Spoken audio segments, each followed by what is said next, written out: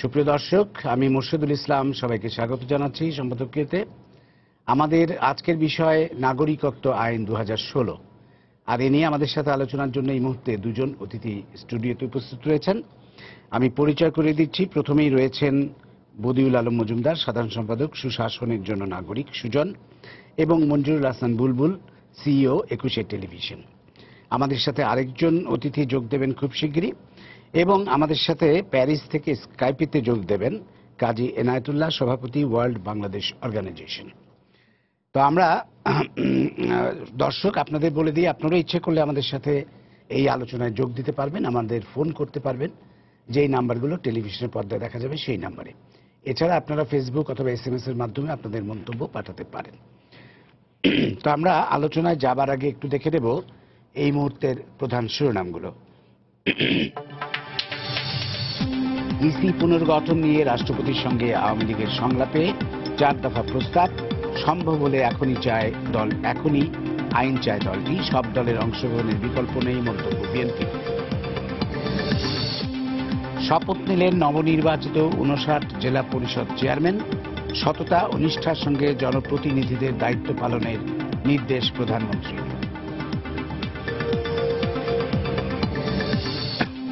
মৃত ব্যক্তিকে পলাতক ঘোষণা করে বিচার চলছে যুদ্ধাপরাধী ওয়াজউদ্দিনের। রাষ্ট্রীয় খরচে আছেন আইনজীবীও। তদন্ত কর্মকর্তা দায় এড়াতে পারেন না, মত সাবেক আইনমন্ত্রী। মিয়ানমারের অভ্যন্তরীণ জটিলতায় এদেশে আশ্রয় নেওয়া রোহিঙ্গাদের দ্রুত ফিরে নেওয়ার দাবি বাংলাদেশের। সূচির বিশেষ দূতের সঙ্গে পররাষ্ট্র সচিবের বৈঠক।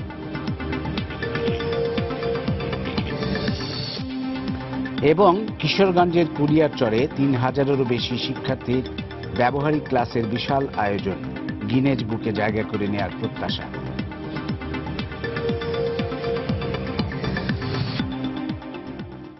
আমরা এবার চলে আসব নাগরিকত্ব আইন 2016 এই বিষয়ে আলোচনায়। আমরা জানি যে নাগরিকত্ব আইন 2016 এটি একটি খসড়া মন্ত্রিসভায় অনুমোদিত হয়েছে এবং এটি হয়তো শিগগিরই পার্লামেন্টে যাবে পাশ হওয়ার জন্য। কিন্তু এই আইনটির বিভিন্ন ধারা নিয়ে অনেক রকম অবজেকশন আসছে বিভিন্ন মহল থেকে, এবং তার মধ্যে মূলত বিদেশে যারা অবস্থান করছেন প্রবাসী বাংলাদেশিদের নাগরিকত্ব পাওয়ার যে জটিলতাগুলো এই আইনের মধ্যে রয়েছে, আরও বিভিন্ন জটিলতা, সেগুলো নিয়ে আলোচনা আছে। তা আমি বদিউল আলম মজুমদার আপনাকে অনুরোধ করব আলোচনা শুরু করার জন্য। অনেক ধন্যবাদ। আমাদের জন্য একটা নাগরিকত্ব আইন হওয়া জরুরি, কারণ এখন বিদ্যমান যে নাগরিকত্ব আইন সেটা হলো 1951 সালের নাগরিকত্ব আইন, এবং এরপরে স্বাধীনতার পরে 1972 সালে একটা অস্থায়ী আদেশ জারি হয়েছিল।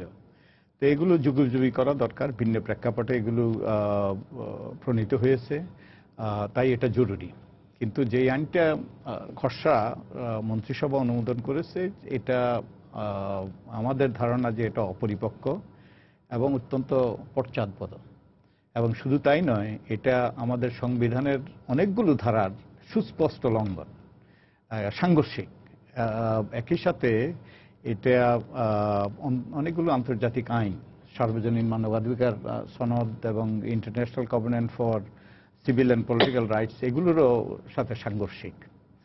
যেমন এই আইনে 7 ধরনের নাগরিক চিহ্নিত করা হয়েছে। জন্মসূত্রে নাগরিক, যেমন প্রবাসীদের নাগরিকত্ব, বংশসূত্রে নাগরিক, দ্বৈত নাগরিক, সম্মানসূচক নাগরিক, দেশীয় সূত্রে নাগরিকত্ব, বৈবাহিক সূত্রে নাগরিকত্ব ইত্যাদি ইত্যাদি 7 ধরনের নাগরিকত্বের স্বীকৃতি দেওয়া হয়েছে। এবং এই নাগরিকত্বের স্বীকৃতির ভিত্তিতে তাদের অধিকারের ভিন্ন করা হয়েছে, এবং যেটা আমাদের সংবিধানের 28 অনুচ্ছেদের সুস্পষ্ট লঙ্ঘন। বস্তুত 28 অনুচ্ছেদে আছে যে কেবল ধর্ম, গোষ্ঠী, বর্ণ, নারী পুরুষ ভেদে বা জন্মস্থানের কারণে কোনো নাগরিকের প্রতি রাষ্ট্র বৈষম্য প্রদর্শন করিবে না, জন্মের ভিন্নতার কারণে। তো এখানে জন্মের ভিন্নতার কারণে যেমন অনেকে সরকারি চাকরি করতে পারবেন না, তারা এই যে কোনো সংগঠনের, রাজনৈতিক সংগঠনের সাথে যুক্ত হইতে পারবেন না, তারা বিচারক হতে পারবেন না, ইত্যাদি ইত্যাদি। তো এটা 28(1)-এর লঙ্ঘন। শুধু তাই নয়, একই সাথে সংবিধানের 40 অনুচ্ছেদ লঙ্ঘন, যেখানে নাগরিকের পেশা বেছে নেওয়ার স্বাধীনতা রয়েছে। একই সাথে এটা 27 অনুচ্ছেদের, যেখানে আইনের দৃষ্টিতে সবাই সমান, সরকারি নিয়োগ লাভের সুযোগের সমতা সম্পর্কিত 29 অনুচ্ছেদ এবং সংগঠন করার অধিকার সম্পর্কিত 38 অনুচ্ছেদের লঙ্ঘন। এছাড়া এই যে সার্বজনীন মানবাধিকার, এই একই ধরনের বিধান আছে সার্বজনীন মানবাধিকার এবং international covenant on political and civic rights, civil and political রাইটসে। তো ওগুলোর লঙ্ঘন। এছাড়াও যে এই আইনে নাগরিকত্ব বাতিলের বিধান অন্তর্ভুক্ত করা হয়েছে এবং নাগরিকত্ব বাতিলের বিধানও অনেকগুলো আন্তর্জাতিক আইনের পরিপন্থী। কারণ প্রত্যেকেরই একটা পরিচিতি দেওয়ার সর্বজনীন মানবাধিকার, international covenant on civil and political রাইটসে সুস্পষ্ট হয়ে বলা আছে। শুধু তাই নয়, এসডিজি যে এসডিজি গোলস, যেটা আমাদের মাননীয় প্রধানমন্ত্রী স্বাক্ষর করে এসছেন নিউ ইয়র্কে 2015 সালের সেপ্টেম্বর মাসে, সেখানে বলা আছে সুস্পষ্টভাবে প্রত্যেককে একটা যে জাতীয়তার স্বীকৃতি দিতে হবে। তো এগুলোরও পরিপন্থী। এরকম আরো এমনিতে আপনি কি নাগরিকত্ব বাতিল করার যে বিধানটি আছে সেটিরই বিরোধিতা করছেন, নাকি সেটির কিছু কিছু ধারার বিরোধিতা করছেন? যে মানে নাগরিকত্ব বাতিলের বিষয়টি, যেমন নাগরিকত্ব বাতিলের যেমন বৈষম্য আছে, যেমন আমরা কিন্তু এই ধারাটি আগে ছিল না বলে আমরা গোলাম আজমের নাগরিকত্ব বাতিল করতে পারিনি। জি, এই আগের আইনে নাগরিকত্ব বাতিলের কোনো ধারা ছিল না। জি, তো এখন নাগরিকত্ব বাতিল করা যেতে পারে, কিন্তু একই সাথে আমাদের নিশ্চিত করতে হবে যে আমরা অন্যান্য আইনগুলোর সাথে আন্তর্জাতিক যে সকল চুক্তি, কারোর প্রতি অন্যায় করে যাতে না হয়। জি, মঞ্জুর হাসান বুলবুল, আপনি কি বলবেন? আপনি এই বিষয়ে, আমরা জানি যে গত নভেম্বরে কুয়ালালামপুরে একটা কনফারেন্সও আপনি যোগ দিয়েছেন, যেখানে বাংলাদেশ থেকে অনেকেই গিয়েছিল, আপনি গিয়েছিলেন, এবং সেখানে কিছু প্রস্তাব নেওয়া হয়েছে। একটা কুয়ালালামপুর ডিক্লারেশন নামে একটা ডিক্লারেশনও। এখানে আমি 2-3টি অংশে আলোচনা করতে চাই। কুয়ালালামপুরে অল ইউরোপিয়ান বাংলাদেশ অ্যাসোসিয়েশন, যেটি সারা পৃথিবী থেকে বাংলাদেশের অংশগ্রহণ করেছিলেন, এবং সেই সংগঠনটি পরবর্তীকালে কুয়ালালামপুর সামিটেই ওয়ার্ল্ড বাংলাদেশ অর্গানাইজেশন হিসেবে রূপান্তরিত হয়। এবং আপনি যখন পরিচয় করিয়ে দিচ্ছিলেন কাজী এনায়েতুল্লাহ, তিনি এই সংগঠনটির মূল সংগঠক, তিনি যোগ দেবেন, তিনি আর বিস্তারিত বলবেন। আমি 2-3টি ওই বিশেষ করে কনফারেন্সে এবং দেশের আলোচনার মধ্যে এটি বদরুল মজুমদার দেশের অভ্যন্তরে যে আলোচনাগুলি হচ্ছে সেগুলি নিয়ে বিস্তারিতই বলেছেন। একটা হচ্ছে আমাদের এরকম একটা আইন দরকার, 51 সনের একটি আইন অ্যাক্ট, আর একটা হলো 72 সনের প্রভিশনাল অর্ডিন্যান্স দিয়ে এটা পরিচালিত হচ্ছিল, কাজে এটা আইন হওয়া দরকার। আপনি একটা উদ্বেগের কথা বললেন যে গোলাম আজমের মতো যারা রাষ্ট্রদ্রোহী, আমাদের দেশের সঙ্গে সরাসরি যুদ্ধ করেছে, তাদের যারা অনুসারী, তাদের যারা পূর্বসূরি, তাদের যারা উত্তরসূরি, আমাদের নাগরিকত্বের বেলায় এই বিষয়টি খুব স্পর্শকাতরভাবে বিবেচনা করা হচ্ছে। আমাদের বাংলাদেশে উর্দুভাষী নাগরিক যারা, অনেকেই এখন পর্যন্ত বাংলাদেশকে তাদের রাষ্ট্র মনে করে না, আবার অনেকে ভোটারও হয়েছে, আবার তাদের পরবর্তী প্রজন্ম বাংলাদেশে জন্মগ্রহণ করেছে, কাজে তাদের পরিস্থিতিগুলি কি হবে সেটির জন্য পরিচ্ছন্নতার জন্য একটা আইন দরকার। কিন্তু যে আলোচনাটা কুয়ালালামপুর সামিটে আমরা শুনেছি, কাজী এনায়েতুল্লাহ সহ তার সহযোগী বন্ধুরা, এবং সেখানে সারা বিশ্ব থেকে অনেক আইনজীবীও এসেছিলেন, ব্যারিস্টার মনোয়ারের কথা আমি বলতে পারি, ইউকে থেকে এসেছিলেন, তারা যে পয়েন্টগুলো বলেছেন অনেকগুলি ছোট ছোট বিষয় আছে। আমার কথা হচ্ছে এরকম একটা ভালো আইন চাই আমরা, কিন্তু একটা আইন করার আগেই যদি এত সমালোচনা হয় তাহলে সরকারকে এটি নিয়ে ভাবতে হবে। কি একটি হচ্ছে যে আইনটির মধ্যে, আইনটি মানে এই কি আইন হচ্ছে এটা সহজলভ্য না, এটা ল মিনিস্ট্রির ওয়েবসাইটে নাই। ল কমিশনের ওয়েবসাইটে নাই। বিশেষভাবে কেউ যদি যোগাযোগ করতে পারেন সেটি পারেন, কিন্তু আমি আপনাদের এই অনুষ্ঠানে আলোচনা করব বলে চেষ্টা করলাম বিভিন্ন জায়গায়, কিন্তু কোথাও থেকে আমি আইনের খসড়াটি পেলাম না। কিন্তু বাংলাদেশ এখন ডিজিটাইজেশনের যুগে সবকিছু স্বচ্ছতার সঙ্গে করা হয়। আইন প্রণয়নের আগে জনগণকে ইনভলভ করা হয়, বিদেশে যারা আছেন তাদেরকে ইংরেজি এবং বাংলা ভার্সনটা জানানো হয়, সেটা না। এটা হলো একটা দিক। কিন্তু যারা এই আইনটি দেখেছেন তারা বলেছেন যে সাধারণত একটা আইন করার সাধারণ কাঠামোগত দিক হচ্ছে আইনের একটা প্রিএম্বল থাকে। এই আইনের কোনো প্রিএম্বল নাই। এই আইনটা আমরা কেন করছে, এটা কিন্তু আপনি যেটা বলছেন ধারণা যে এই কারণে হয়তো করা হচ্ছে, আমি যেটা বলছি হয়তো আমি আমার ধারণা থেকে বলছি, বদরুল্লাহ মজুমদার হয়তো তার ধারণা থেকে বলছে, কিন্তু সরকার এটা কেন করছে? তাহলে কেনর সঙ্গে কি করা হচ্ছে এটা দুটো যদি আমরা যোগ করতে পারতাম তাহলে এটা পরিচ্ছন্ন হতো। 2 3 নম্বর যেটা হচ্ছে আইনের যে পর্যন্ত জানা গেছে তার মধ্যে কনসার্ন অনেকগুলি জায়গায়। একটা কনসার্ন হচ্ছে এটা ইন্টারন্যাশনাল অনেকগুলি কনভেনশনের সঙ্গে বা রাইটসের সঙ্গে আইনের সঙ্গে সাংঘর্ষিক। এটা হলো একটা আন্তর্জাতিক বিষয়। সেটার মধ্যে ধরেন আমি সব জায়গাতে এই কথা মনে করি না যে ইন্টারন্যাশনাল সমস্ত আইন আমরা একসঙ্গেই ওই স্ট্যান্ডার্ডে যেতে পারবো। সেখানে কোথাও যদি আমাদের কম্প্রোমাইজ করতে হয়, যেমন আমরা ওই সিভিল রাইটস অ্যান্ড কনভেনেন্ট যেটা বলা হলো সেটা আমরা সিগনেটরি, কিন্তু অনেক কিছু আমরা বাংলাদেশে মানতে পারি না। তো কাজেই এটা হলো একটা কনসার্ন যে আন্তর্জাতিক অনেক স্ট্যান্ডার্ডের সঙ্গে আমাদের আইনটা যাচ্ছে না।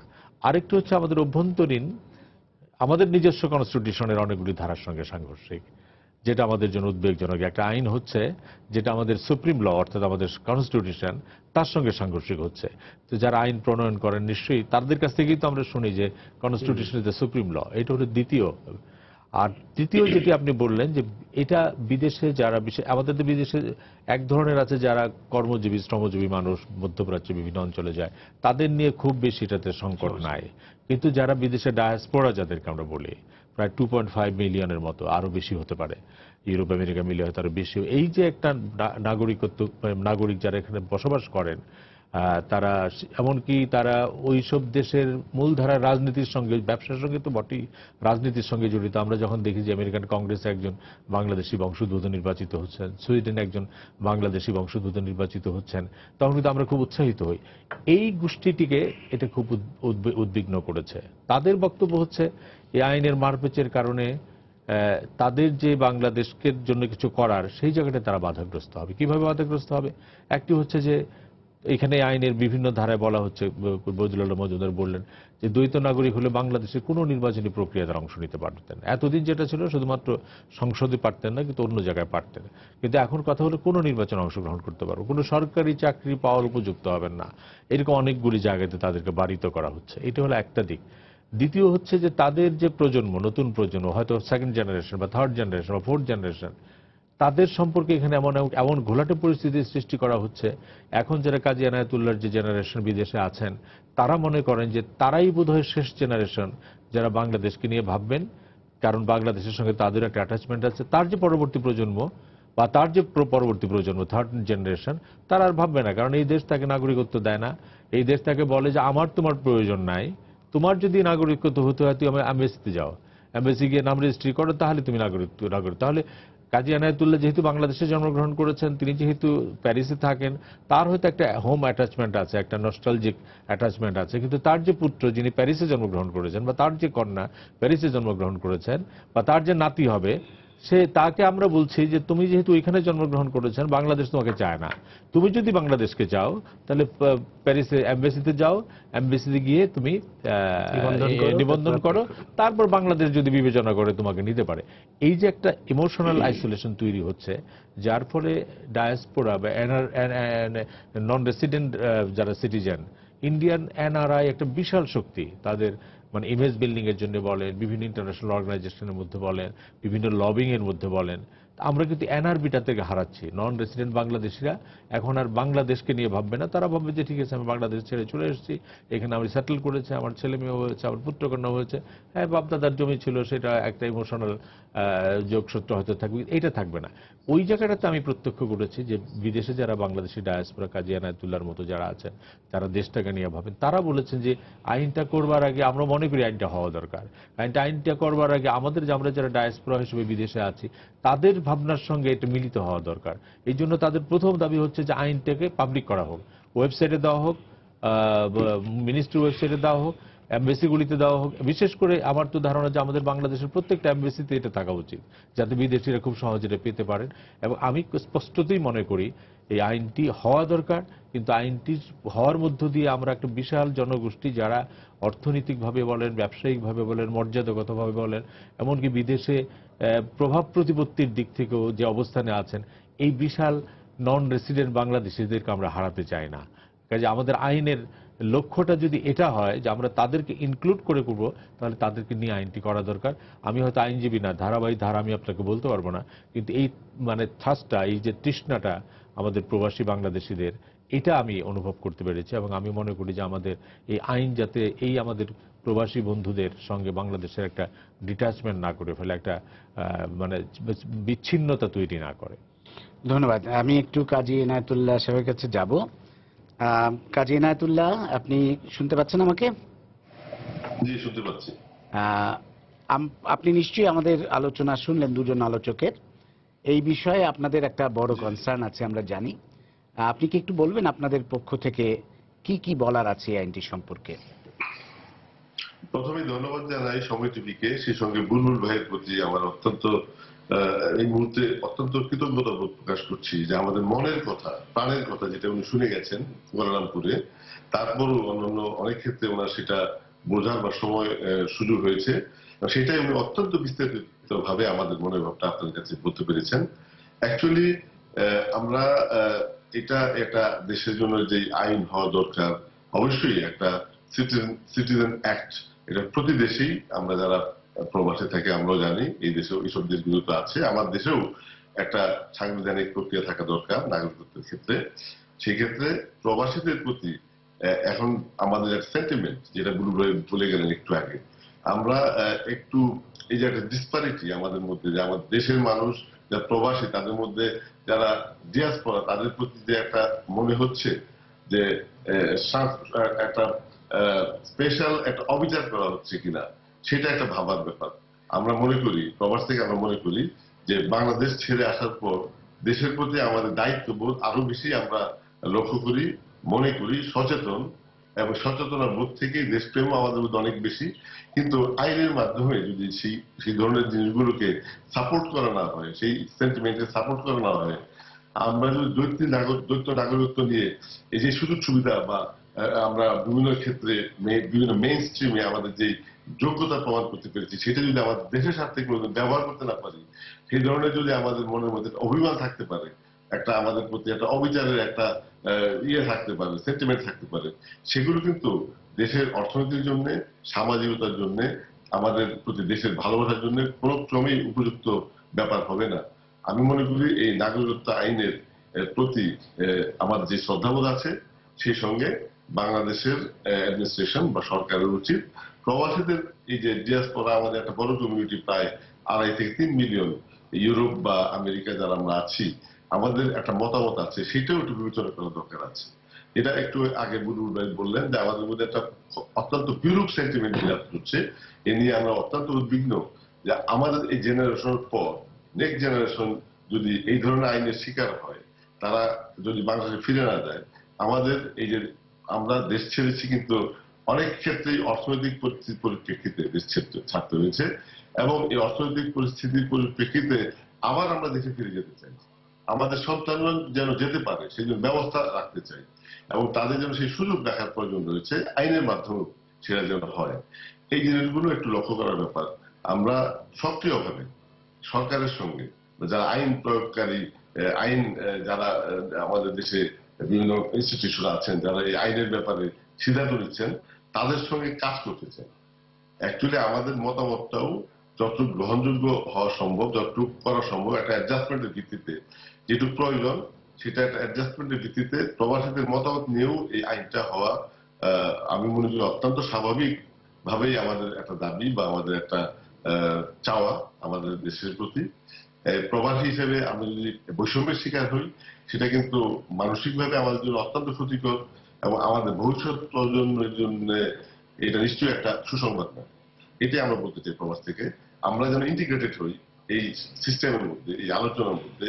এই আইন যারা আজকে নিবন্ধন করতে যাচ্ছেন বা আজকে যারা এই আইনটাকে সাপোর্ট করছেন বা আইনটাকে প্রয়োগ করার ব্যাপারে, আইনটাকে বাস্তবায়ন করার ব্যাপারে কাজ করছেন, তাদের সঙ্গে আমাদেরও মতামতটা একটু নেওয়ার প্রয়োজন আছে বলে আমরা মনে করি এবং আশা করি আজকের অনুষ্ঠানের মাধ্যমে আমরা সেটা ঠিক মতো বোঝাতে পারবো এবং বোঝাতে পেরেছি যে আমরাও ইন্টিগ্রেটেড হতে চাই এই উদ্যোগের মধ্যে। ধন্যবাদ। ধন্যবাদ। আপনারা ইচ্ছে করলে প্রশ্ন করতে পারেন। কোনো প্রশ্ন করবেন কি এনায়েতুল্লাহ সাহেবকে? মানে আমি একটু খালি প্রশ্ন জিজ্ঞেস করতে চাই যে এনায়েতুল্লাহ ভাই, আমরা তো ওই কনফারেন্সে আপনাদের অনেকগুলি উদ্যোগের কথা শুনেছিলাম। আমরা ধরেন সময় টিভি আজকে সেই ধারাবাহিকতায় এই আলোচনা করছে, কিন্তু আমরা সেই সম্মেলনেও আমরা অনুরোধ করেছিলাম যে আপনাদের এই কনসার্নটা সাংগঠনিকভাবে সরকারকে জানান। আনুষ্ঠানিকভাবে আপনাদের সঙ্গে সরকারের কোনো বা যারা আইন প্রণয়ন করছেন তাদের সঙ্গে কোনো যোগাযোগ হয়েছে কিনা বা আপনারা কোনো উদ্যোগ নিয়েছেন কিনা? আমরা যে ওই সম্মেলনে বিশ্বের সমস্ত দেশ থেকে যে এতগুলো আমরা বাংলাদেশি, দেশপ্রেমিক বাংলাদেশি এসেছিলাম, আমাদের সবার মনে ছিল একটাই, যে কিভাবে আমরা আমাদের বাংলাদেশকে একটা অর্থনৈতিক স্বাধীন বাংলাদেশ হিসেবে গড়ে তুলতে পারি। সেটা ছিল আমার প্রধান উদ্দেশ্য। কারণ আমাদের ধারণা যে রাজনৈতিক স্বাধীনতা আমরা পেয়েছি এবং অর্থনৈতিক স্বাধীনতার মাধ্যমে সম্ভব আমাদের জাতীয় মুক্তি, এবং এই জন্য আমরা কাজ করতে চাই। কাজ করতে আমরা ওখানে গিয়েছিলাম। আমরা আমাদের 23টা প্রপোজিশন ছিল, যেটা আমরা বাংলাদেশ সরকারকে আমরা এই ব্যাপারে আলোচনা করতে চাই। আমাদের যে একটা এক্সপার্টিজ আমাদের মধ্যে ছিল, আপনারা লক্ষ্য করেছেন ওখানে আমাদের অনেক প্রবাসী এক্সপার্ট ছিলেন, বিভিন্ন পর্যায়ে বিভিন্ন কার্যক্রমের বিভিন্ন ভিত্তিতে ওনারা ওনাদের মতামত দিয়েছেন। আমরা সবাই, শুধু যারা আমরা গিয়েছি তারাই নয়, যারা বাইরে আমরা যাইনি বা যাওয়ার সুযোগ অনেকের হয়নি, কিন্তু আমরা ভবিষ্যতে সক্রিয়ভাবে বিভিন্ন কার্যক্রমে প্রবাসীদের যে একটা অবদান থাকতে পারে সে ব্যাপারে আমরা কাজ করতে চাই। এই ব্যাপারে আমরা উদ্যোগ নিচ্ছি। আমরা আগামী মাসে একটা ডেলিগেশন আমরা ঢাকায় যাব।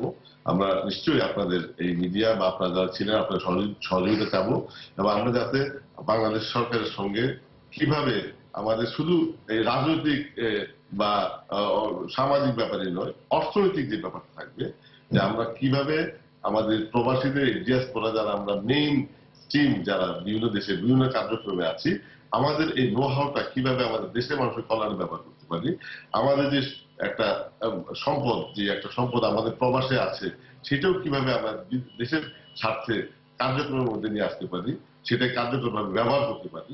ধন্যবাদ। ধন্যবাদ কাজী এনায়েতুল্লাহ, আপনি আমাদের সঙ্গেই থাকুন। আমরা প্রয়োজন হলে আবারও আপনার কাছে আসব। আমরা আনন্দিত যে আমাদের সাথে একজন আইনজীবী যোগ দিয়েছেন। আমাদের সাথে এইমাত্র যোগ দিলেন ব্যারিস্টার সারা হোসেন, আইনজীবী ও মানবাধিকার কর্মী। সারা, আমরা আজকে আসলে নাগরিকত্ব আইন 2016 যেটি মন্ত্রিসভায় যার খসড়া পাশ হয়েছে সেটি নিয়ে আলোচনা করছিলাম। তার বিভিন্ন ধারা, অনেকেই বলছিলেন যে সংবিধানের সঙ্গে সাংঘর্ষিক বা আন্তর্জাতিক বিভিন্ন যে বিধিবিধান আছে তার সঙ্গে সাংঘর্ষিক, বিশেষ করে প্রবাসী বাংলাদেশিদের খুব উদ্বেগের বিষয় হয়ে দাঁড়িয়েছে। আমরা জানি দ্বৈত নাগরিকত্বের মাধ্যমে অনেক অধিকার তাদের হরণ করে নেওয়া হচ্ছে, যেটা আসলে ঠিক নয়। কারণ সব নাগরিক সংবিধানের চোখে সমান। এই বিষয়গুলো নিয়ে এতক্ষণ আমরা আলোচনা করছিলাম। আমরা দুজন আলোচকের আলোচনা শুনেছি, বদিউল আলম মজুমদার এবং মঞ্জুল হাসান বুলবুল, এবং আমাদের সাথে স্কাইপেতে যোগ দিয়েছিলেন কাজী এনায়েতুল্লাহ, সভাপতি ওয়ার্ল্ড বাংলাদেশ অর্গানাইজেশন। তার কথা আমরা শুনছিলাম। তো আপনি এসছেন, আমি একটু আপনার কাছ থেকে, মানে যেহেতু আপনি আইনজীবী, আইনের দিকটা একটু বিশদভাবে জানতে চাচ্ছি। অবশ্যই, মানে মূল বিষয়টা হচ্ছে যে আমাদের নাগরিকত্বের মাধ্যমে তো আমাদের আইনগত অবস্থানও তৈরি হয় এবং আমাদের পরিচয় তৈরি হয়। ঠিক যেভাবে একটা দেশের জন্য তার সার্বভৌমত্ব গুরুত্বপূর্ণ, একজন ব্যক্তির জন্য তার নাগরিকত্বের মাধ্যমে তার সব অধিকারগুলো সুনিশ্চিত করা হয়। আর আমাদের সংবিধানে তো পরিষ্কার করে বলাই আছে যে সবাই আইনের চোখে সমান, এবং কোনো নাগরিকের কারো ক্ষেত্রে তার জন্মস্থানের ভিত্তিতে কোনো বৈষম্য করা যাবে না, এবং বিশেষ করে জন্মস্থানের ভিত্তিতে কোনো বৈষম্য করা যাবে না। আর নারী পুরুষের মধ্যে অবশ্যই কোনো ধরনের ভেদাভেদ করা যাবে না। কিন্তু আমাদের এখনকার যে অবস্থা নাগরিকত্ব আইনের, নতুন আইনটা তো একটা খসড়া অনুমোদন হয়েছে ক্যাবিনেটের মাধ্যমে, কিন্তু সেটা এখন পর্যন্ত প্রণয়ন করা হয়নি। তো এখন অবধি আমাদের যে অবস্থা, আমরা যে আইনগুলো দিয়ে এখন আমাদের নাগরিকত্ব এখন পর্যন্ত নিয়ন্ত্রিত হচ্ছে, দুটাই সংবিধানের আগে প্রণয়ন করা হয়েছে। একটা পাকিস্তান আমলে 51 সনে, আর একটা ঠিক আমাদের মুক্তিযুদ্ধ পরবর্তী অবস্থায় 72-এ, কিন্তু এই নতুন আমাদের সংবিধান হওয়ার আগেই। তো সেখানে একটা বড় প্রশ্ন রয়ে গেছে যে যেই আইনগুলো প্রচলিত সেগুলোর বাস্তবায়নের জন্য কি কি ধরনের সমস্যার আমরা সম্মুখীন হচ্ছি সেগুলোর কোনো ধরনের সেগুলো বোঝার জন্য কোনো ধরনের প্রক্রিয়া অনুসরণ করা হয়েছিল কিনা এই নতুন খসড়াটা করার সময়। এখন পর্যন্ত আমরা এটা নিয়ে খুব একটা পরিষ্কার না, যেহেতু যে খসড়া আইনটি অনুমোদিত হয়েছে সেটাও কিন্তু মানে গণমাধ্যমে কোথাও আসেনি, বা এটা নিয়ে আমরা যতদূর জানি কোনো ধরনের মত বিনিময় সভা যেগুলো সাধারণত হয় নতুন খসড়া আইন করার সময় ওয়েবসাইটে দিয়ে দেওয়া হয়, মতামতের ওয়েবসাইটে জন্য, দেওয়া হয়, মানে হ্যাঁ। 2 ঘন্টার জন্য হলেও কোথাও দেওয়া হয়, কারো জানার সম্ভব হয়, সেটা এখন অবধি হয়নি। তো সেই প্রেক্ষিতে একটা বড় প্রশ্ন দাঁড়াচ্ছে যে কোন দাবির প্রেক্ষিতে এই নতুন আইনটা করা হয়েছে বা কোন ধরনের সমস্যার সমাধানের জন্য করা হয়েছে। এবং একটা জিনিস জাস্ট আইনের মানে খসড়া আইনের চোখ বুলায় নিলে যে জিনিসটা খুব চোখে লাগে যে আমাদের যে প্রচলিত আইন আছে সেটার একটা বৈশিষ্ট্যই হচ্ছে যে সেই আইনের মধ্যে আপনি নাগরিক হলেই আপনি নাগরিক, মানে এক ধরনের নাগরিক আরেক ধরনের নাগরিক, প্রথম শ্রেণী দ্বিতীয় শ্রেণী এরকম কোনো ব্যাপারই নেই। কিন্তু যেটা খুবই ইতিবাচক এবং প্রগতিশীল একটা ব্যাপার আমাদের প্রচলিত আইনের। কিন্তু নতুন আইনে যেটা হয়ে গেছে একটা ক্লাসিফিকেশন চলে আসছে, আপনি কোথায় জন্মাচ্ছেন, আপনি বিয়ের মাধ্যমে হচ্ছেন কিনা, আপনি জন্মসূত্রে হচ্ছেন কিনা, আপনি আপনার বাবা মার মাধ্যমে হচ্ছেন কিনা, সব ধরনের 5 ধরনের জিনিস হয়েছে, 7 ধরনের বের করা হয়েছে। হ্যাঁ, তো সেটা খুবই দুঃখজনক, আমার মনে হয় সংবিধানের সাথে তো মানে সরাসরি সাংঘর্ষিক। আর যে জিনিসটা আর একটা দ্বৈত নাগরিকত্বের বিষয় তো আছেই, কিন্তু এখানে মানে বাংলাদেশী হয়ে আমরা যে আসলে এখন এক অর্থে মানে পৃথিবীতে আমরা একটা স্থান করে নিয়েছি, অনেক দেশে আমরা আছি।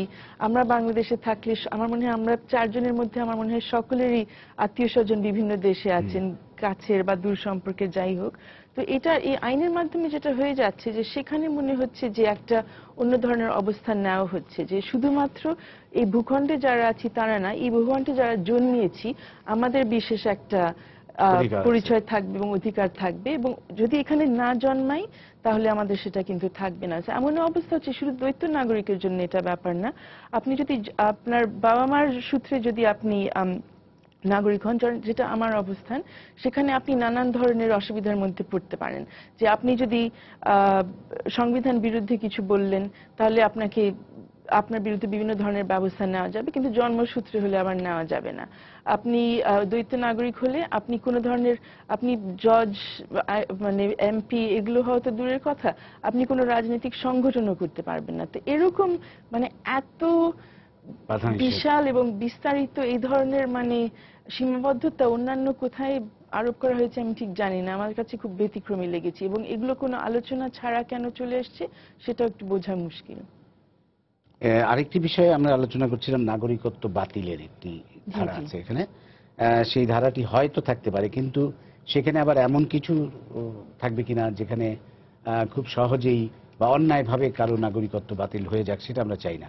যদিও এই ধারাটি আমরা চাই, কারণ বলছিলাম একটু আগেই যে গোলাম আজমের নাগরিকত্ব আমরা বাতিল করতে পারিনি, এই ধারাটি আগের আইনে ছিল না বলে থাকুক। কিন্তু কথা হচ্ছে অন্যায়, যেমন আমি একটু বলি, একটা জিনিস আছে যে বৈবাহিক সূত্রে যখন নাগরিক হবে তখন যদি বিবাহ বিচ্ছেদ হয়ে যায় তাহলে তার নাগরিকত্ব অটোমেটিক্যালি বাতিল হয়ে যাবে, এই ধরনের একটা ধারা মনে হয় নতুন আইনে আছে। এইটাই বা কেমন? না, ঠিক ওটা নেই, কিন্তু বিবাহ নিয়ে যে বিষয়গুলো এসছে মানে প্রথমে বলা উচিত, অবশ্যই আমরা তো সবসময় এসে সমালোচনা করি, একটা ইতিবাচক কথা বলি যে আইনের মাধ্যমে যে নতুন মানে খসড়ার মধ্যে যে জিনিসটা আছে যেটা আমাদের প্রচলিত আইনে নেই, যে এখন নারী পুরুষ নির্বিশেষে আপনার স্বামী বা স্ত্রী যদি বিদেশি হয় তাহলে সে আপনার মাধ্যমে নাগরিকত্ব পেতে পারবে। এই মুহূর্তে সেটা সম্ভব হচ্ছে না। এখন বাংলাদেশি পুরুষ মানে বুলবুল ভাই সে বিবাহিত, কিন্তু যদি আপনি বিদেশি কাউকে বিয়ে করতে যেতেন তাহলে উনি কিন্তু বাংলাদেশি নাগরিকত্ব পেতেন, কিন্তু বাংলাদেশি নারী যদি বিদেশি কাউকে বিয়ে করে তাহলে সেটা এই মুহূর্তে সম্ভব হচ্ছে না। নতুন আইনে সম্ভব হবে, কিন্তু কিছু কিছু সীমাবদ্ধতা অবশ্যই সেখানে থাকছে। একটা যেটা একটু মনে হয় উদ্ভট, সেখানে বলা হচ্ছে যে যাকে আপনি বিয়ে করতে যাবেন উনি যদি এমন কোন রাষ্ট্রের নাগরিক হন যে রাষ্ট্রটা শত্রু, তাও ঠিক আছে, শত্রু না, ওখানে যদি আমরা যাদেরকে স্বীকৃতি না দিই যেমন ইসরায়েলের মতো তাহলে হওয়া যাবে, সেটা ঠিকই আছে। কিন্তু আরেকটা ধারায় আছে যে ওই রাষ্ট্র যদি নিষিদ্ধ করা হয় বাংলাদেশের মাধ্যমে, তো এটা আমরা একটু হেসে সেদিন আলাপ করছিলাম যে বাংলাদেশ খুব শক্তিশালী দেশ, আমরা সবাই এটা নিয়ে গর্ববোধ করি, কিন্তু আমাদের এখন পর্যন্ত অন্য রাষ্ট্রকে নিষিদ্ধ করার মতো ক্ষমতা কেউ বোধহয় দেয়নি। তো এটা কি করে আইনের মধ্যে আসলো? আর আরেকটা জিনিস যেটা মায়ানমারকে সিঙ্গল আউট করা হয়েছে, আর আরেকটা জিনিস ওখানে রাখা হয়েছে যে এমন কাউকে আপনি বিয়ে করতে পারবেন না যার সাথে বিবাহ রেজিস্ট্রি নিষিদ্ধ করা হয়েছে। তো এটাও কিন্তু অবশ্যই বৈষম্যমূলক, যে কেন আমরা বলবো যে কোনো একটা জনগোষ্ঠীর সাথে বিবাহ রেজিস্ট্রি করা যাবে না। এর মধ্যে আমরা যেটা জেনেছি যে রোহিঙ্গাদের ব্যাপারে হয়তো এরকম একটা পরিপত্র জারি করা হয়েছিল একসময়, ঠিক জানি না কোন মন্ত্রণালয় থেকে, কিন্তু এটা যদি হয়ে থাকে এখন পর্যন্ত কারোর হাতে আসেনি, এটা নিঃসন্দেহে অসাংবিধানিক বলতে হয় এবং মৌলিক অধিকার পরিপন্থী। তো যেটা আসছে সেটা ভালো, যে হ্যাঁ নাগরিকত্ব দেওয়া যাবে। জানার জন্য মানে যেমন ধরেন আমি আইনটা আছে কিনা বা কি বিধি আছে আমরা জানি না। আমাদের একজন কূটনীতিক, মহিলা কূটনীতিক, তিনি বাইরে গিয়ে বিয়ে করলেন, তখন খুব সমালোচনা হয়েছিল যে বাংলাদেশের একজন কূটনীতিক বিদেশি কাউকে নাগরিককে বিয়ে করতে পারেন। এটি কি কোন আইন, এই আইন? এটা একটা আলাদা আইন ছিল অ্যাকচুয়ালি, এটা প্রেসিডেন্ট জিয়ার আমলে করা হয়েছে। তো আপনার এটা একটু বিরোধিতা করা উচিত, এবং এটা করা হয়েছিল বিশেষ করে ওই সময় যিনি পররাষ্ট্র সচিব ছিলেন, ওনার স্ত্রী বিদেশি ছিলেন, সম্ভবত ইউগোস্লাভিয়ান বা কিছু। ওনাকে বাদ দেওয়ার জন্য বিশেষ করে 76 একটা আইন করা হলো, যে কারো যদি বিদেশি স্ত্রী বা স্বামী থাকে সে ফরেন স্পেশাল একটা ল করা হয়েছে। এবং ওটাতে শুধু আমাদের একজন ডিপ্লোম্যাট আছেন, এর মধ্যে আবার অবশ্যই ডক্টর দেবপ্রিয় ভট্টাচার্য যখন অ্যাম্বাসেডর হয়েছিলেন, ওনাকে নিয়ে একটা কেসও করা হলো এটা নিয়ে, যে উনি কি করে অ্যাম্বাসেডর হচ্ছেন, ওনার তো বিদেশি স্ত্রী আছে। সো ফরচুনেটলি ওনার ক্ষেত্রেও একটা বিশেষ অনুমোদন দেওয়া হয়েছে, রাষ্ট্রপতির মাধ্যমে মনে হয় দেওয়া হলো, বা ওইটার একটা ব্যবস্থা আছে। কিন্তু এই জিনিসটা আসলে খুব একটা যৌক্তিক না, যে আপনি কূটনৈতিক বলে আপনি এখন আপনার সব দেশের সব গোপন তথ্যগুলো অন্য একজনের কাছে পাচার করবেন। কেন করবেন? আপনি একটা শপথ নিচ্ছেন, সেই শপথ তো আপনি মানবেন, সেটা সবাই মনে করছে। আমরা আইনজীবী হয়ে গিয়ে পরের দিন তো স্বামী স্ত্রীর সাথে গল্প করি না আমাদের সব মামলাগুলো নিয়ে, আমরা অতটুকু জানি, সচেতন আছি, এবং আমার মনে হয় আমাদের কূটনৈতিকদের ব্যাপারে আমাদের অতটুকু আস্থা রাখা উচিত। কিন্তু এটা ধরেন আরেকটা আমি ব্যাখ্যার জন্য জিজ্ঞেস আরেকটা ব্যাখ্যার জন্য আমি জিজ্ঞেস করছি। যেমন ধরেন এই আইনের মধ্যে বলা আছে যে একজন দ্বৈত নাগরিক, বাংলাদেশেরও নাগরিক, আমেরিকারও নাগরিক, তিনি কোনো নির্বাচন করতে পারবেন না, দল করতে পারবেন না, সেটা আমরা সমালোচনা করলাম। কিন্তু তিনি বাংলাদেশে কোনো বিচারক হতে পারবেন না, সেনাবাহিনীর কর্মকর্তা হতে পারবেন না, প্রধান বিচারপতি হতে পারবেন না। এটা কি মানে এটা একটু সেন্সিটিভিটি আছে না? যেমন আমি আমেরিকায় থাকি, আমি বাংলাদেশে এসে খণ্ডকালীন সময়ের জন্য থাকি, আমি আস্তে আস্তে বাংলাদেশে বিচারপতি হলাম, কিন্তু আইনে কি এরকম বাদ দেওয়া যেতে পারে যে আপনি যদি দ্বৈত নাগরিক হন তাহলে পরে এই পদগুলিতে আপনি মানে যেমন আমেরিকান সেনাবাহিনীতে কোনো বিদেশি নাগরিকের সেনাবাহিনীতে যাওয়ার সুযোগ নাই, আমেরিকান সিটিজেনই হতে হবে। তো এইরকম তো রাষ্ট্রপতির বেলাতে থাকে, এরকম কিছু বিধিনিষেধ তো থাকাই উচিত। সংবিধানে আছে, কিন্তু সংবিধানের সাথে আপনি যদি আইন করে সংবিধানের সাথে সাংঘর্ষিক হয় তাহলে তার আইনটা টিকবে না। আর আমাদের আরেকটা বোধহয় সিদ্ধান্ত নেওয়া উচিত, আমরা যদি এটা করি বাংলাদেশে, সংবিধানে থাকলে তার এখানে বলার দরকার হয় না। না, তাহলে আমরা একই ব্যবস্থা করি যে আমাদের যারা অন্য দেশে গিয়ে সেখানকার সাংসদ হচ্ছেন, সেটার জন্য আমরা বলে দিই ওই দেশে যে ওটা বন্ধ করে দেওয়া হোক, কারণ তারা সুযোগ দেবে, আমরা ওখানে গিয়ে সুযোগও নেব, আবার আমরা এখানে সব বড় বন্ধ করে দেব। তাহলে আমরা ওখানে গিয়ে লবি করি যে আমরা চাই না, বা যারা বাংলাদেশের যাদের সম্পর্ক আমরা চাই তারা এসে বাংলাদেশে থাকুক আর বাংলাদেশের জন্য কাজ করুক, তারা অবশ্যই বিদেশে যাবে না, সেখানে কোনো ধরনের প্রতিনিধিত্ব করবে না। আর আমরা এই মুহূর্তে তো আমি অন্তত গর্ব করি যে বাংলাদেশি যারা জন্মেছে বা বাংলাদেশি বাবা মা যাদের আছেন তারা বিদেশে গিয়ে ভালো করছেন। হয়তো আমরা সেটা মানে আমরা ঈর্ষার করব, মানে গর্ব না করে বলবো যে আপনারা চলে আসেন। আর আমি বাংলাদেশে যারা আছেন তাদের, আমি একটু আগে আমার আলোচনায় বলছিলাম যে আমরা যারা বাংলাদেশে আছেন তারা শুধুমাত্র যে রেমিটেন্সের কারণে বাংলাদেশের সাথে সম্পর্ক থাকছেন তা না, তারা বরং অন্য জায়গায় ইন্টেলেকচুয়ালি বাংলাদেশকে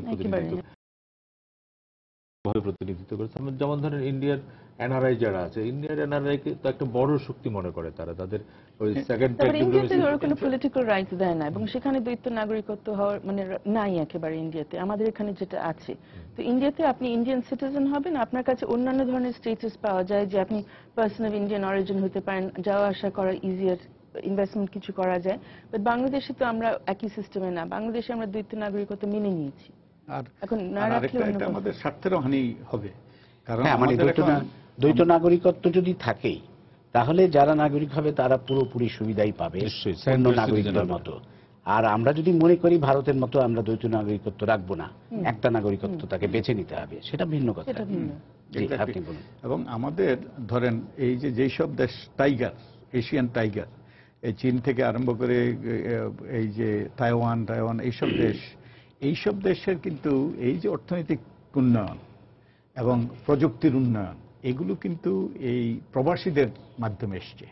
যে overseas Chinese played a big role, যে তাইওয়ানে এবং এবং এবং চায়নাতে এবং ভারতে এখন এই যে প্রযুক্তি ওই যে বিস্তারের ক্ষেত্রে, প্রযুক্তি আনার ক্ষেত্রে এবং তাদের বিভিন্ন ধরনের বিনিয়োগ, আমরা যদি এটা উৎসাহিত না করি আমরা অর্থনৈতিকভাবে পিছিয়ে যাব এবং এটা আমাদের কারোর জন্যই কল্যাণকর হবে না। আর আমাদের এখন ধরেন অনেক দেশে যেমন যে যুক্তরাজ্যে যে সকল নাগরিক আছে যারা অনেক আগে গিয়েছে, তারা ওই তৃতীয় প্রজন্মের, চতুর্থ প্রজন্মের, দ্বিতীয় প্রজন্মেরও আছে কেউ কেউ, আর এদের কিন্তু এই নাগরিক হওয়ার সুযোগ খুব সীমিত হয়ে যাবে, অনেক অনেক জটিল হয়ে যাবে আরেকটি এবং এরা দ্বিতীয় শ্রেণীর, আমরা প্রথম শ্রেণীর দ্বিতীয় শ্রেণীর নাগরিক হয়ে যাবে। এবং এটাই আমি পশ্চাৎপদতা বলেছি, আমাদের বর্তমান যে বিধিবিধান আছে, যে 51 সনের আইন এবং 72 সালের যে অস্থায়ী আদেশ, এটাতে কিন্তু এই বিভাজন নেই, এটা কিন্তু ইতিবাচক। তো আমরা কিন্তু ওই যে উল্টো দিকে যাচ্ছি, আমরা কিন্তু নেতিবাচক দিকে যাচ্ছি এবং প্রবাসীদেরকে তাদেরকে উৎসাহিত করা দরকার, তাদের জন্য সুযোগ সৃষ্টি করে দেওয়া দরকার, যাতে এটা আমাদের সবার জন্যই। আমরা আবার একটু কাজী এনায়েতুল্লাহ সাহেবের কাছে যাব। কাজী এনায়েতুল্লাহ, আপনি আছেন আমাদের সাথে? আপনি শুনলেন আবার সবার আলোচনা, বিশেষ করে ব্যারিস্টার সারা হোসেনের কথা আপনি শুনলেন। এই পরিপ্রেক্ষিতে আপনার নতুন করে কিছু বলার আছে কিনা সংক্ষেপে? আমি অ্যাকচুয়ালি সম্পূর্ণ একমত যারা এই ব্যাপারে বিভিন্নভাবে কথা বললেন, সম্পূর্ণ একমত এই জন্যে যে আমরা যারা প্রবাসে আছি, ডিয়াসপোরা স্পেশালি বিভিন্ন দেশে ইন্টিগ্রেটেড বাংলাদেশি, এবং সেইসব দেশের নাগরিকত্ব নিয়ে, দ্বৈত নাগরিকত্ব নিয়ে আমরা বাস করি। আমরা যদি বলি যে আমরা এই দেশের নাগরিকত্ব নিয়ে আমরা পার্লামেন্টে দাঁড়াতে পারবো না, বা মেয়র হতে পারবো না, বা পার্লামেন্টে যে কোনো ইলেকশনে আমরা হতে পারবো না, সেটা কিন্তু এরা আশ্চর্য হবে। এরা আশ্চর্য হবে এই কারণে যে আমার সম্পূর্ণ নাগরিক অধিকার আমাকে দেওয়া হয়েছে নাগরিকত্ব প্রদানের মাধ্যমে। তারা সেই সুযোগটা আমাদের দিয়েছেন, যেহেতু আমাদের দেশ সেটা অ্যালাউ করে। এইসব দেশ কিন্তু, ইউরোপ কিন্তু এক দেশের নাগরিক আরেক দেশের নাগরিকত্ব নিতে পারে না, কিন্তু আমাদের দেশ অ্যালাউ করার পরিপ্রেক্ষিতে আমরা সেই সুযোগটা পাই। এই সুযোগটা সদ্ব্যবহার করার জন্য আমরা চেষ্টা করি এইসব ক্ষেত্রে মেইন স্ট্রিমে আমাদের যে ভূমিকা থাকতে পারে সেটা যে একটা ভালো দিক। যেমন আমরা প্রবাসে থাকার পরিপ্রেক্ষিতে আমাদের যে একটা অভিজ্ঞতা, এসব দেশের ডিসিপ্লিন, এসব দেশের আইন নিয়মানুবর্তিতা, আইন কানুন বা অন্য নানা ক্ষেত্রে আমরা যা শিখেছি প্রবাসে, সেগুলো কিন্তু আমাদের দেশে নিয়ে যাওয়ার প্রয়োজন আছে। আমাদেরও দেশে যাওয়ার সুযোগ পাওয়ার প্রয়োজন আছে, আমাদেরও দেশে বিভিন্ন কার্যক্রমে অংশগ্রহণের প্রয়োজন আছে, সেটা রাজনৈতিক হোক, অর্থনৈতিক হোক, সামাজিক হোক। ধন্যবাদ কাজী এনায়েতুল্লাহ আমাদের সাথে থাকার জন্য এতক্ষণ। আসলে প্রবাসী বাংলাদেশিরা আমরা দেখেছি এর আগেও বিভিন্ন নির্বাচনে, মেয়র নির্বাচন বা বিভিন্ন নির্বাচনে প্রবাস থেকে কিন্তু সিলেটে অনেকেই মানে ঢাকায় চলে এসে নির্বাচন করেছেন, আমরা খবরের কাগজে দেখেছি। তো তাদের জন্য সেই সুযোগটা বন্ধ হয়ে যাবে। আরেকটি বিষয় একটু বলতে চাই যে এই আইনের আরেকটি ধারায় একটু পিতামাতার অপরাধের জন্য, কৃতকর্মের জন্য সন্তানকে শাস্তি পেতে হবে এমন একটি বিষয় আছে, যে পিতামাতা যদি কোনো দেশের প্রতি অন্যায় কিছু করে থাকেন বা রাষ্ট্রদ্রোহ কিছু করে থাকেন, তার সন্তান নাগরিকত্ব পাবেন না, বা এই জাতীয় মানে কিছু একটা আছে। ব্যারিস্টার সারা হোসেন একটু বলবেন এই বিষয়টা? জি, আসলে একটা হচ্ছে পিতামাতার অপরাধের ব্যাপার, আরেকটা হচ্ছে পিতামাতার গাফিলতির ব্যাপার। এখন দুইটার জন্য আসলে শিশুর উপরে বিভিন্ন ধরনের প্রভাব পড়বে। তো গাফিলতিটা প্রথমে বলি, যে কেউ যদি বিদেশে জন্মায়, তার বাবা মা দুজনই বাংলাদেশি, কিন্তু তার রেজিস্ট্রেশন যদি সময় মতো 2 বছরের মধ্যে করা না হয়, তাহলে সে বাংলাদেশি নাগরিকত্ব পাবে না। এখন এটা তো পিতামাতা গাফিলতির জন্য হয়তো করছে না, কিন্তু সেটার জন্য তার নাগরিকত্ব থাকবে না, এটা তো একেবারে ডিসপ্রপোর্শনেট, মানে যে অপরাধ তার জন্য অনেক বেশি শাস্তি। আর অন্য জায়গায় বলা আছে যে পিতামাতার মাধ্যমে একজন নাগরিকত্ব পাবে না যদি তার পিতামহ বা মাতামহ যদি বাংলাদেশের বিরুদ্ধে যুদ্ধে লিপ্ত থাকে বা ছিল, অথবা বাংলাদেশের স্বার্থের বিরুদ্ধে, মনে হয় না এরকম একটা কিছু আছে, স্বার্থের পরিপন্থী কোনো কর্মকাণ্ড যদি করে। এখন সমস্যা হচ্ছে যে আমরা কিভাবে ডিফাইন করব, এবং ধরেন যুদ্ধে লিপ্ত আমরা কি ধরে নিব পাকিস্তান, নাকি যুক্তরাষ্ট্র ধরে নিব, চীনও ধরে নিব? যারা পাকিস্তানের পক্ষে ছিল সবাইকে তো আমরা ধরে নিতে পারি আমাদের শত্রু ছিল। এখন চীনে হয়তো অত বাংলাদেশি বিয়ে করেনি বা থাকে না, যুক্তরাষ্ট্রে হয়তো অনেকেই আছে, ওদের কি হয়ে যাবে তাহলে? আর এই যে বাংলাদেশের বিরুদ্ধে কর্মকাণ্ডে লিপ্ত, মানে এটার কোনো সংজ্ঞাও কিন্তু নাই, কে ডিসাইড করবে? আরেকটা ধারায় বলা আছে যে কেউ এক জায়গায় ছিল যে সরকারি কর্মকর্তা কেউ যদি লিখিত কোনো আবেদন দেয় তাহলে একটা মামলা রুজু করা যাবে। আবার ঠিক তারপরেই বলা আছে যে জনস্বার্থে যে কোনো পুলিশ অফিসে কিন্তু যে কোনো থানায় যে কারোর বিরুদ্ধে মামলা দিয়ে দিতে পারে। তো এটাও তো একটু বিপজ্জনক। না, এছাড়া মানে ধরে নিলাম যে পিতামাতা অপরাধী, জি, ধরেই নিলাম, some kind of. তার অপরাধের কারণে সন্তান কেন নাগরিকত্ব থেকে তা তো বঞ্চিত ঠিক, কিন্তু হবে? এখানে অপরাধটা কি সেটা বোঝাটা সেটাও একটু সেটাও মুশকিল, হ্যাঁ। আসলে ন্যাচারাল জাস্টিসের প্রশ্ন। সেই আসলে কিছু কিছু ধারা আমার মনে হয় যে ইন্টেনশনালি আমরা ধরেন পাকিস্তানকে টার্গেট করে, এদিকে মিয়ানমারের রোহিঙ্গাদের টার্গেট করে, বা আমাদের যারা আটকে পড়া বিহারি আছে পাকিস্তানি তাদেরকে টার্গেট করে আমরা হয়তো করতে চেয়েছি, করতে গিয়ে আমরা সব গোজামিল করে ফেলেছি। যেটা যেটা আমি বলছিলাম যে মানে যেটি প্রশ্ন তোলা হয়েছে যে আইনটার কোনো প্রিএম্বল নাই, যে কেন আইনটা করা হচ্ছে, যে কেন করা হয়েছে এটা হলে কিন্তু বাকি আইনটার জবাব আমরা পেতে পারতাম যে এই লক্ষ্যে করা হয়েছে। তখন হয়তো আপনি যে প্রশ্নগুলি করলেন এই প্রশ্নগুলি আমরা মিলাতে পারতাম যে আচ্ছা এটার জন্য যেন করা হয়েছে তাহলে এটা যৌক্তিক অথবা এটা অযৌক্তিক না।